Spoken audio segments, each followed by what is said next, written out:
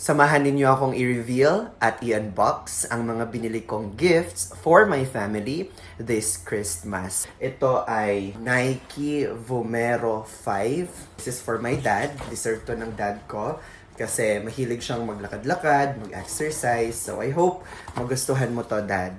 Tada! Same din kami ng shoe size, no? 8.5. So baka naman kung gusto niyo akong bigyan choice. Ito ay galing sa Japan. Binili ko ang mga to sa GU. Bali tatlo yung binili ko. One for me, and syempre yung dalawa for my mom and for my ate. So ito yun. Ganito siya gamitin. This one is for my kuya. Crossbody bag naman to. Ganito siya. Yung brand ay Nico. And ganito siya. Pwede siyang ganyan. Pwede din siyang ganito. For my other ate, ito naman yung sa kanya, from H&M.